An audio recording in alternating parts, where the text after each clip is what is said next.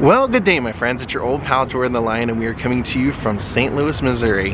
And today we're going to do a tribute to a real true pioneer of rock and roll, Mr. Chuck Berry. Daze with Jordan the Lion begins right now. So right here at the Accurate Walkway they have a wonderful tribute to Chuck, as you can see over my shoulder.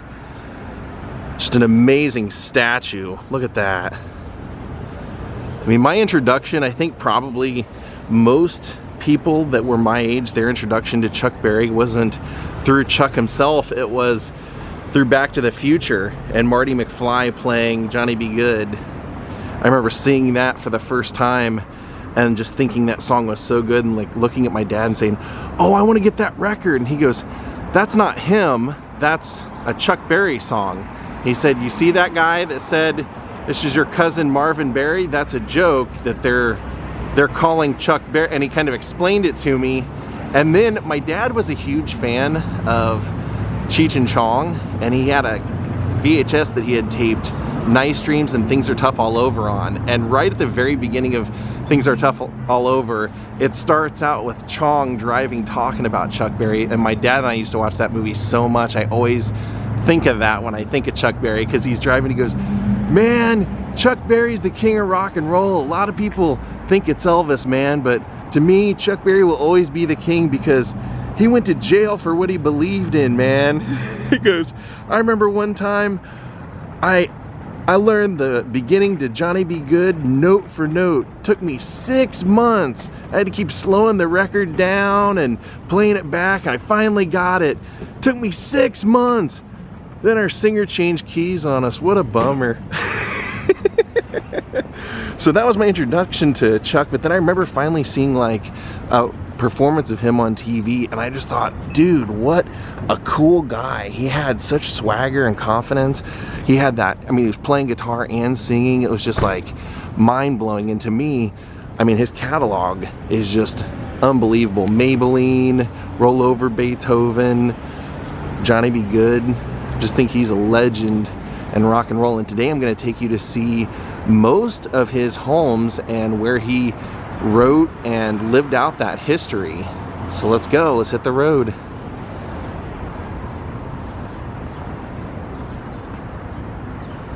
Here it gives us a little bit of his history here, saying that he was born in 1926 here in St. Louis, and he first took the stage in 1941 during a school program at Sumner High School, where he performed Confessin' the Blues and received a standing ovation.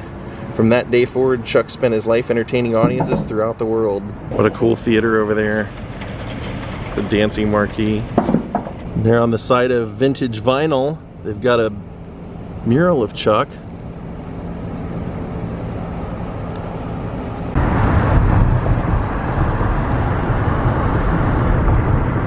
I noticed through a lot of these neighborhoods with rundown buildings that someone has taken the opportunity to go and paint over the boarded up parts and put historical figures. You can see there Dick Gregory and Pearlie Evans and Jackie Joyner Kersey. Kind of a nice idea. So Chuck's birth home was actually located here. It was 2520 Goode Avenue. He and his mom and dad lived here from the time that he was born, and they only lived here a few years because the house was sold so that they could build this, which was the Homer G. Phillips Hospital. It was at the time the only hospital for blacks, but at the home here, Chuck could remember even as a little boy loving music and first falling in love with music at the home here. He said in his autobiography, Mother and Daddy were of Baptist faith and sang in the Antioch Church Choir. The choir rehearsed in our home around the upright piano in the front room. My very first memories, while still in my baby crib, are of musical sounds, the assembled pure harmonies of the Baptist hymns, dominated by my mother's soprano and supported by my father's bass. blending with the stirring rhythms of true Baptist soul. I was always trying to call out of my crib and into the front room to where the rhythm came from. Long before I learned to walk, I was patting my foot to those Baptist beats. Rocked by the rhythm of the deacon's feet focused on the tempo of the times. Oh, but the feelings it generated still stirs my memory of back when. Hallelujah. That's really pretty incredible to think of, that even as a toddler in his crib, he was loving music and trying to get as close to music as he could thanks to his mother and father. Now we're gonna leave now it's closed down. As you can tell, it's been boarded up and the windows are all broken out and everything, but the first home of Chuck Berry was located here, so we're gonna take off to where they moved to next, and that home is still there. So where we just saw would have been on originally Goode Avenue that was changed to Annie Malone, but they moved over to Cottage, a home on Cottage, which is only a few blocks away. Now here we have the next house that they would have moved into, his family, over on Cottage Avenue. And in his book, I'm going to use a lot of him talking out of his book because I found a great article of him talking about all the houses. So he said, late in the 2nd grade, our family moved again. Daddy found a 5-room brick bungalow with full bath, full basement, central heating, and a front and backyard just 2 blocks away from our first house. We thought it was a palace to have closets and front and back porches. The rent was $25 a month. Mother dug into her savings and added new pieces of furniture that included a new Whirlpool washing machine and a pedal Singer sewing machine that, to my delight, I was invited to pedal while Mother sewed. Daddy had some white people install a telephone which brought a million questions from me about its functions. It's a little deeper than it looks from the front. It goes back and then would have had a basement and a backyard. Kind of cool to see the humble beginnings. He became one of the biggest stars in the world. And when he was a performer, he wouldn't perform unless he was paid up front in cash. The venues had to provide a backup band for him. My friend Eric Singer said, well, you got to imagine how many times he was ripped off in the Chitlin circuit, or people tried to. They were living the American dream then. One thing interesting about Chuck Berry also is that most of the houses we're going to see today are all within, you know, just a few blocks of each other. He always kind of stayed in the same neighborhood. So check that out. There's a Chew White.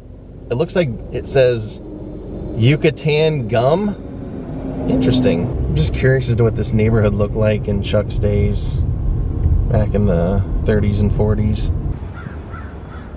So this empty plot of land was where his family moved to next, and Chuck owned this plot until he died. He actually owned this property until he passed away. The building was torn down, but it had a lot of sentimental value or sentimentality to him, because he said in the 4th grade his family moved to a duplex that was located here. It was him and his mother and father and his 5 siblings, and they stayed here for years. He lived here off and on the age of 21, except for the 4 years when he was in a juvenile center for a carjacking. But when he got married, he ended up moving back here with his wife Themeta for a little while. But he said that he could remember this being a duplex with 4 rooms, a bath, a basement, and a 2nd floor with the same number of rooms. And it was where he first developed his interest in women. Many of you may know that he had become kind of known for his devious behavior, or just kind of weird behavior, including putting like hidden cameras in bathrooms of establishments that he owned, and filming himself urinating on people and things like that. But he said in his book that one evening he came through the gangway of home and heard water running in the bathroom on the 2nd floor next door. The light came from the window, was casting down on the roof of our porch. Temptation told me I might finally see a girl's parts. So I hurried to the room and creeped toward the open window to redeem my dreams. There, through 6 inches of raised shade, I saw for the first time in my life the bare buttocks of a woman, and about to step into the bathtub, I froze. instantly excited and crouched, stunned and amazed at my long-awaited view of the opposite sex. She even turned around momentarily and allowed a direct view of the front part as she came over to pull down the shade. So I guess that was so memorable for him that he wanted to end up buying the property. So I guess his duplex was right here. I assume that he would have seen her right next door. Man, that is sad to see that school closed down and all the broken windows and everything. Simmons Marshall. Man.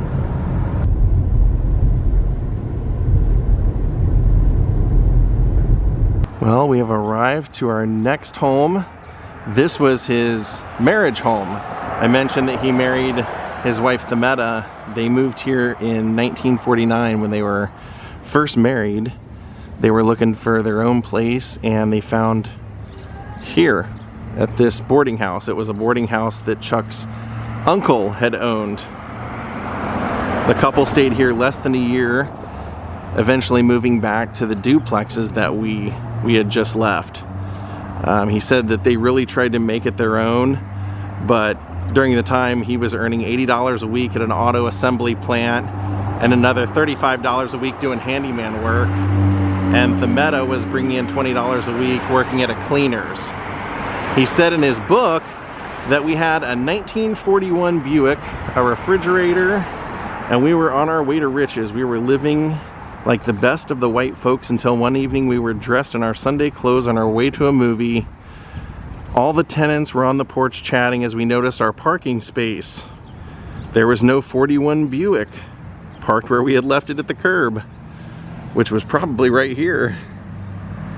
I boasted about calling the police, but I knew it had been repossessed by the finance company.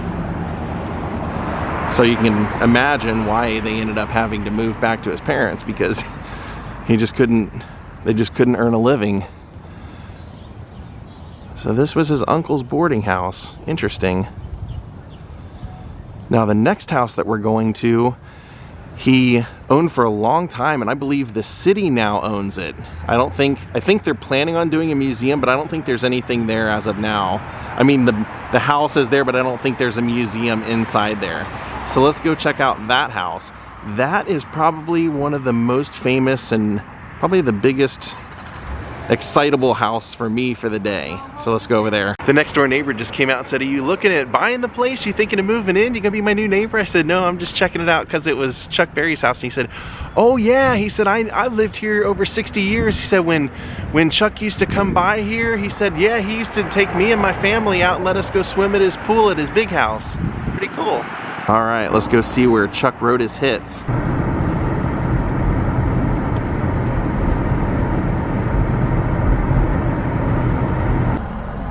Well, right here, this house apparently is owned by the city and they're gonna turn it into a museum, like I said, but 1950, Chuck and Themeta made this their first home that they purchased together. It's also around this time that he got his first electric guitar that he paid $30 for in $5 installments. He had run into one of his friends from Sumner High School, and that guy was in the choir with Chuck and knew he had some talent and invited him to play with his band. And Chuck played a few gigs, caught the attention of boogie woogie keyboardist Johnny Johnson, who asked him to perform with his band at the Cosmo Club in East St. Louis. The group became known as the Chuck Berry Combo, and by 1955 he had got a contract with Chess Records. So while he was living here, he recorded some of his biggest hits: Maybelline, Rock and Roll Music, Sweet Little 16, Johnny B. Goode, Reelin' and Rockin', Roll Over Beethoven. And in 1956, his family, because he was having kids with Themeta, of course, led him to build a addition to the back, a 2-room addition. Now in his autobiography, he says, "Savings were really accumulating in our joint account and we found a house we were able to buy. We chose a small 3-room brick cottage with a bath and full basement, only 5 blocks from the Labidi house. That was the duplex that's now torn down. He said $450 cold cash. At one counting, was sweating down the payment for a $4,500 home. The white family next door, the Demodios who lived next door, welcomed us with open arms, giving us a pot of spaghetti over the backyard fence. That's kind of cool. So there must have been a fence back there. He says, I remodeled the house, adding a half bath and bedroom in the basement where we moved so we could rent out the upper 3 rooms for additional income. So it's crazy, if you look up this house online, it's actually titled the Chuck Berry house, but all the reviews are 1-star reviews of a bunch of angry people saying, I went there and there was nothing to see, it's just an abandoned house, there's nothing, there's not even a plaque, don't even waste your time, don't even get out of your car, just roll down your window, look, take a picture and drive on. None of them, I think, knew the history of this house and how many of his classic songs were written and recorded while he lived here for those 8 years. Pretty cool house to see. I'm wondering if that brick part right back there is the addition. That makes sense, doesn't it?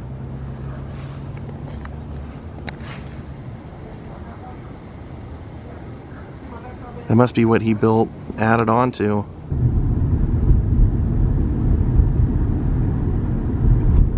That is Sumner High School. That looks like that was the high school that Chuck went to. Sumner Bulldogs. So here's our next location. In 1957, where this Kamikaze Cuts is on the left side, at 4221, that's where Chuck Berry established Chuck Berry Music Incorporated and the Chuck Berry Fan Club. Said inside this building, he produced his hit song Memphis, recorded on a $79 Sears Roebuck recorder. Very cool. So it would have, now it's a hair salon, but now we're gonna head off to the house where Chuck, when he first really started making money, 1958, he bought this house. This was the dream for him and Themeta and their kids. And the dream house wasn't too far either, only about 7 minutes from all the locations we've seen so far today. Here we are, Windermere Place. So this is the neighborhood he moved into when he first started really making some good money.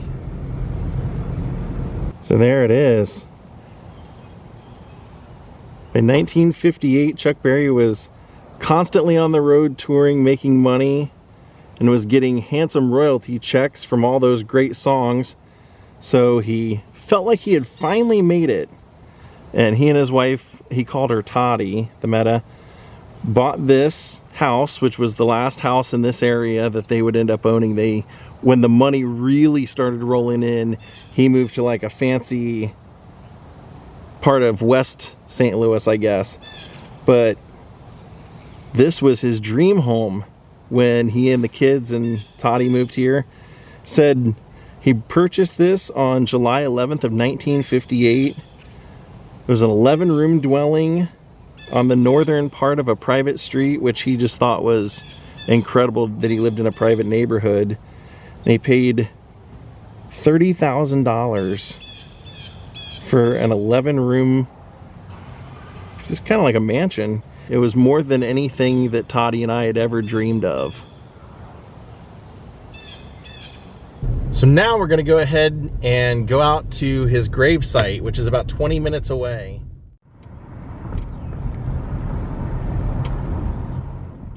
Well, we've made it over to the Belaruv Garden Cemetery.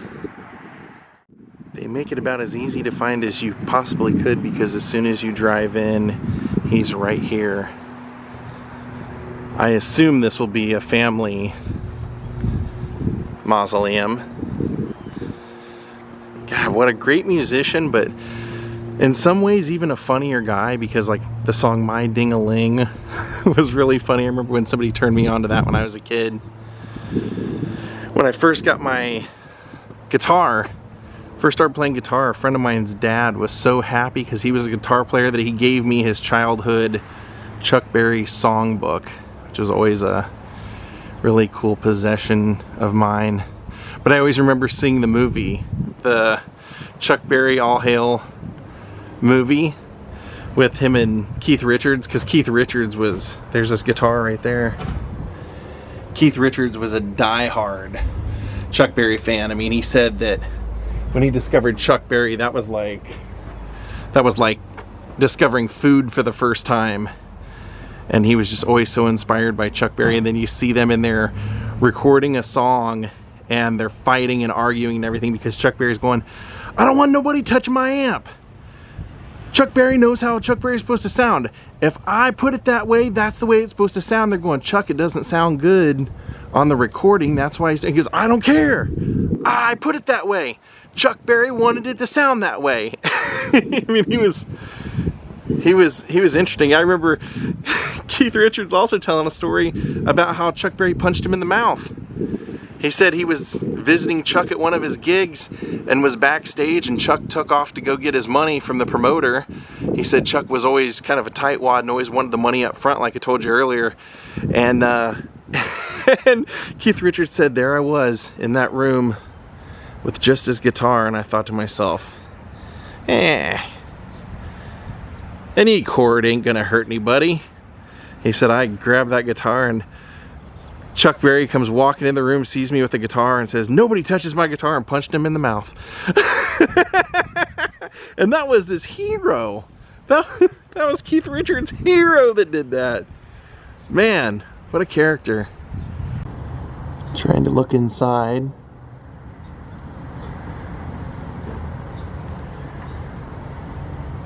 I'd love to know if that museum's ever gonna get off the ground in that house. I'd be kind of surprised if they, just because the area and everything, there's just not a whole lot of parking and everything. It's not really an area for a museum, but I hope they do something with it. I'd love to be able to go somewhere and see his guitar. I'm sure it's been on loan at the Rock and Roll Hall of Fame and stuff, but I'd love to see it.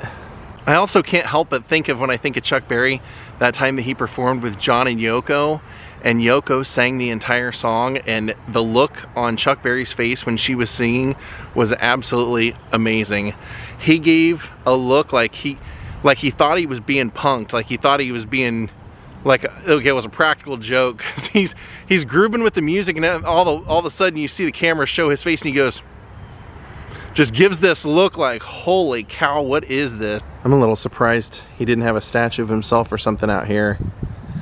True rags to riches story. I mean, humble beginnings.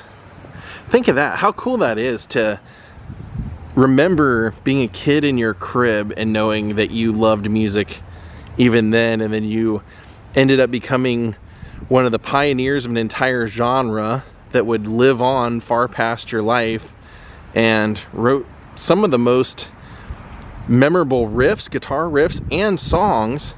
I don't know that, you know, when I think of the word rock and roll, that there's anything more rock and roll than Johnny B. Goode. So, rest in peace, Chuck Berry. Chuck Berry ended up dying at the age of 90 years old of natural causes. The paramedics were called to his house here in St. Louis when he quit breathing, and they came and tried to resuscitate him, could not. And a big shout out also, there was a really fantastic article that helped with a lot of the house locations called the Riverfront Times. And if people are wondering why you didn't attend the Chuck Berry vlog today, it's because I asked you about 10 times if you were ready to go, and I even had your harness out and I tried and you wouldn't get out of bed. So there you are, people can see you, but they gotta wonder why you weren't here. It's because you were here hanging out at the hotel. Hope everyone enjoyed this vlog. We're gonna call it a day. Thank you all for watching, and goodbye.